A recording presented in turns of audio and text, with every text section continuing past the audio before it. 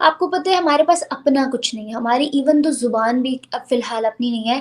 पाकिस्तान की जो foreign minister for state foreign affairs Hina Rabbani Khar साहिबा हैं, वो अफगानिस्तान गई और वो मुल्ला यकूब से मिलना चाहती थी, लेकिन उन्होंने मिलने से इनकार कर दिया। अभी रिसेंटली की न्यूज़ थी कि 3% डिस्काउंट सऊदी अरेबिया ने भी इंडिया को देने से जो है एडमिट किया है कि हम देते हैं 3%, और रशिया भी उनको डिस्काउंट रेट पे तेल जो है प्रोवाइड कर रहा है, लेकिन हमें उन्होंने डिस्काउंट छोड़ो तेल ही देने से इनकार कर दिया। उन्होंने इन रिटर्न ये कहा है हमारे भारत के साथ ट्रेड हम करना चाहते हैं, राहदारी का हमें खोली जाए, वहां से अटारी से हमारी चीजें काबल आए।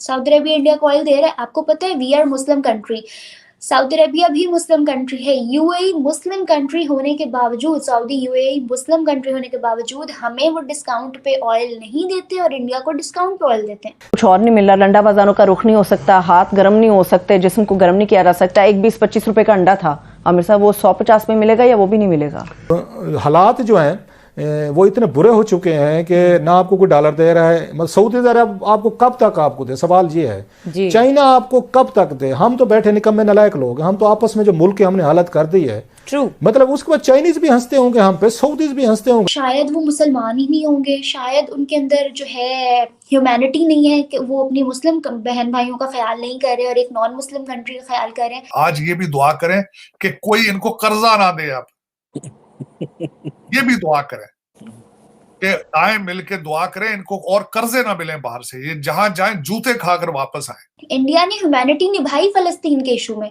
भारत के वजीर आजम पीएम मोदी की तरफ से ये कहा गया कि पैलेस्टीनियन कॉज को हम उसके साथ पूरे तरीके से खड़े हैं। उन्होंने फलस्तीन को 100% सपोर्ट करने का कहा, जबकि इसराइल के साथ उनके दूसरी जानिब ताल्लुकात अच्छे हैं, उन ताल्लुकात का भी ख्याल नहीं किया उन्होंने।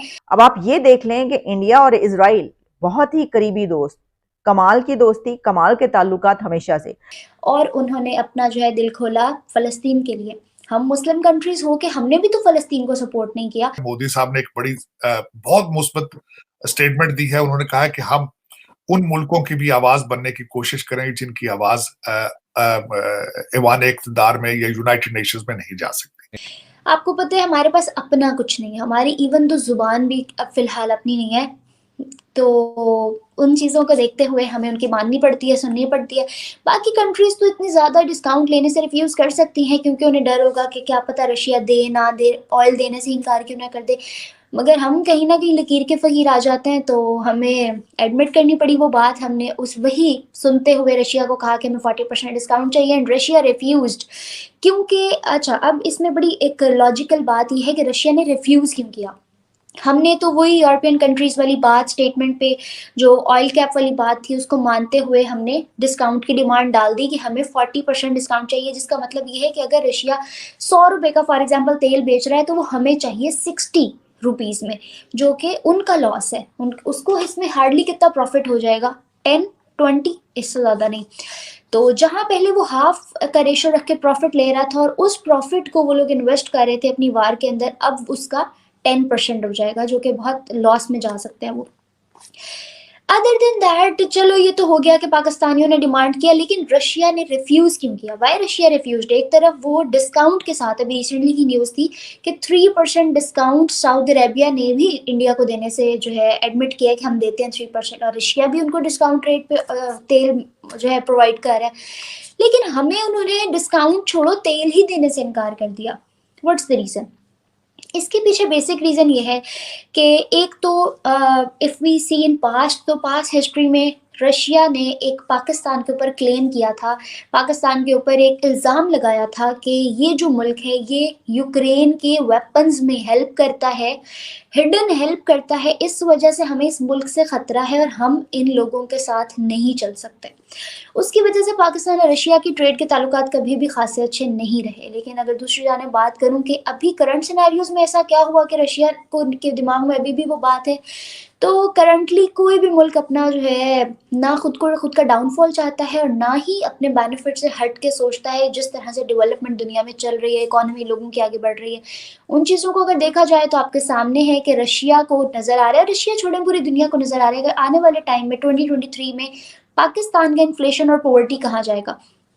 तो पाकिस्तान के इन्फ्लेशन बढ़ जाएगा, पॉवर्टी ज़्यादा हो जाएगी, एजुकेशन डाउनफॉल पे है, पॉलिटिकल स्टेबिलिटी है नहीं, उसके अलावा क्राइसिस ऑलरेडी चल रहे हैं, एग्रीकल्चर फील्ड हमारी थोड़ी बेहतर थी, वो हमारे फ्लड्स की वजह से नेचुरल डिज़ास्टर हो गया उसमें। उन सारी चीज़ों को मद्देनज़र रखते हुए अगर बात करूँ तो ये चीज़ें ना सिर्फ हमें बल्कि रशिया को भी नज़र आती हैं। तो कोई भी मुल्क अगर आपको डिस्काउंट देगा तो उसको इन रिटर्न फेवर चाहिए, वो इन रिटर्न कैसी फेवर लेगा हमसे? अब इंडिया को वो ऑयल दे रहे हैं, ठीक है, इसके पीछे क्या रीजन है? इंडिया जो डिस्काउंट में ऑयल ले रहा है, इवन कि चाइना को दे रहे हैं, क्या रीजन है अच्छा, उनका झुकाव? इंडिया को ना, पहले तो हमें इस बात पे शौक होना ही नहीं चाहिए कि वो लोग इंडिया को ऑयल दे रहे हैं, क्योंकि सिर्फ रशिया नहीं है जो इंडिया को ऑयल दे रहा है, सऊदी अरेबिया इंडिया को ऑयल दे रहा है। आपको पता है we are Muslim country, Saudi Arabia भी मुस्लिम कंट्री है, यूएई मुस्लिम कंट्री होने के बावजूद, सऊदी यूएई मुस्लिम कंट्री होने के बावजूद हमें वो डिस्काउंट पे ऑयल नहीं देते और इंडिया को डिस्काउंट पे ऑयल देते हैं। अब इसके पीछे बड़ी लॉजिकल रीज़न है। बहुत सारे लोगों के दिमाग में आएगा कि शायद वो मुसलमान ही नहीं होंगे, शायद उनके अंदर जो है ह्यूमैनिटी नहीं है कि वो अपनी मुस्लिम बहन भाइयों का ख्याल नहीं कर रहे और एक नॉन मुस्लिम कंट्री का ख्याल कर रहे हैं। तो बेसिक रीज़न ये है कि आपको भी पता है तिजारत में कोई भी रिलीजन को बाद में और मुल्क नेशन के मफाद को पहले देखता है। और यही चीज़ है अभी करंटली जो है सऊदी अरेबिया के साथ देख लो या फिर रशिया के साथ या कोई भी और कंट्री हो। इंडिया ने ह्यूमैनिटी निभाई फ़लस्तीन के इशू में, उन्होंने फ़लस्तीन को 100% सपोर्ट करने का कहा, जबकि इसराइल के साथ उनके दूसरी जानिब ताल्लुकात अच्छे हैं, उन ताल्लुकात का भी ख्याल नहीं किया उन्होंने, और उन्होंने अपना जो है दिल खोला फ़लस्तीन के लिए। हम मुस्लिम कंट्रीज़ हो के हमने भी तो फ़लस्तीन को सपोर्ट नहीं किया। सोशल मीडिया पे बैनर्स लेके खड़े हो जाने से फ़लस्तीन को सपोर्ट नहीं होती है। अगर इंडिया ह्यूमैनिटी के लिए फ़लस्तीन को सपोर्ट कर सकता है नॉन मुस्लिम कंट्री होके, और कहीं ना कहीं जो है अपने मफाद या कुछ भी कहा जा सकता है, तो फिर रशिया या सऊदी अरेबिया की अगर बात करूं तो वो लोग क्यों देखें मुस्लिम कंट्रीज को? वो भी तो पहले यही देखेंगे ना कि उनकी कंट्री को फ़ायदा कहाँ है।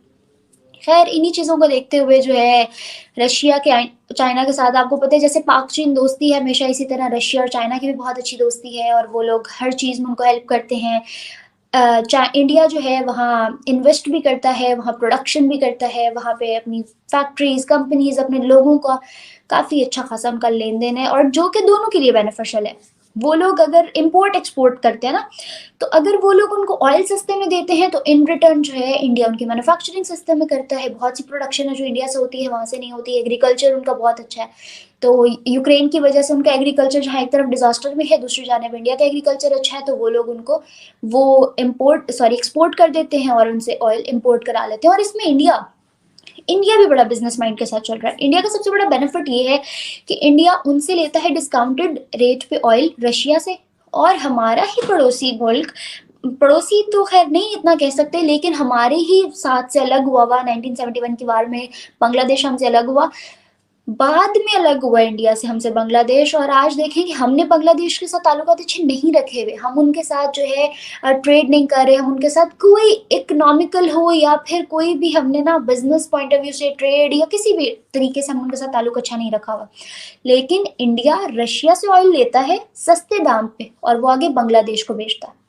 आप देखो कि दरमियान में वो सिर्फ एक बिजनेस का जरिया बना हुआ है, उससे भी वो अपना फायदा निकाल रहा है। हर जगह हर चीज में they are just thinking how to provide facilities to their nation, and what we are actually thinking, हमारे यहाँ स्टेबिलिटी ही नहीं हो रही है। हमारे यहाँ जो है ना, पहले फिर भी कोई कंपनी कोई आके इन्वेस्ट कर जाता था, कोई मैन्युफैक्चरिंग कोई प्रोडक्शन कुछ हो जाती थी, अब आपके सामने है कि वो चीजें भी बंद हो गई हैं।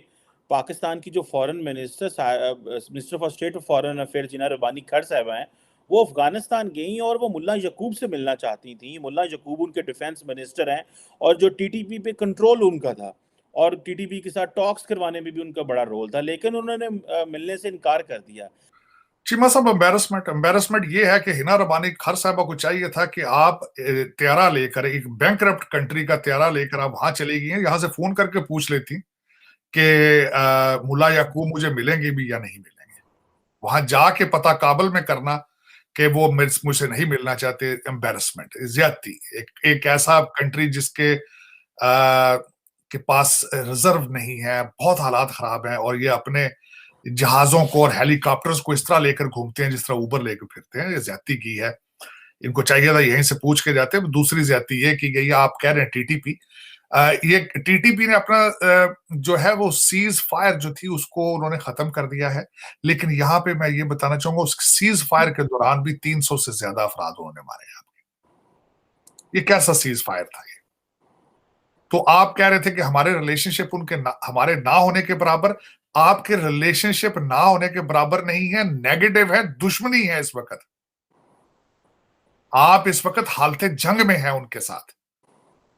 और दूसरा, उन्होंने उसका सबूत उन्होंने प्रूव भी कर दिया। क्वेटे के अंदर उन्होंने सुइसाइड अटैक किया है, जहां आपका एक सिपाही जो है, जो कि पोलियो की ड्यूटी पर जा रहे थे, वो एक शहीद भी हो चुका है। और एक और बात ये कहना चाहूंगा कि उन्होंने इन रिटर्न ये कहा है, हमारे भारत के साथ ट्रेड हम करना चाहते हैं, राहदारी का हमें खोली जाए, वहां से अटारी से हमारी चीजें काबल आए।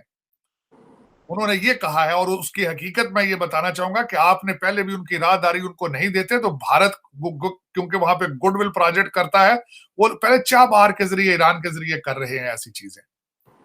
वो उनकी असेंबली बनाते हैं, उनकी हॉस्पिटल वहां बनाते हैं, सड़कें बनाते हैं, ब्रिजेस बनाते हैं, गुडविल करते हैं। आप बेचते हैं, आप अफगानिस्तान बेचते रहे हैं, पैसे बनाते हैं।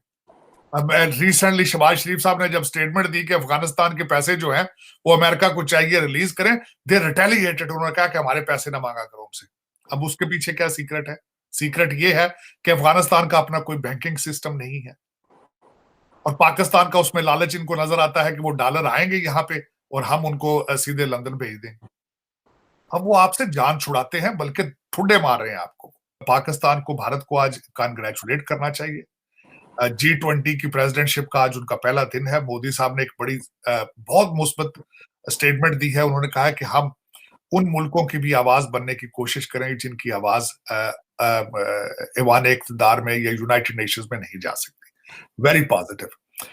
मैं समझता हूं, मैं आज सुबह एक डिस्कशन में बैठा था तो किसी ने कहा कि पाकिस्तान को मुबारक देने का क्या फायदा। मैंने कहा पाकिस्तान को ना मुबारक ना देने का क्या फायदा। अगर पाकिस्तान मुबारक दे तो हो सकता है कि वो आपको कुछ प्रोजेक्ट्स में इंक्लूड कर ले। अगर आप नहीं देते तो उसका क्या फायदा है। ये मैटर ऑफ है कि half glass full, half glass empty. ये ओरिजिनली इस चीज को सीखना पड़ेगा अगर if you are moving forward.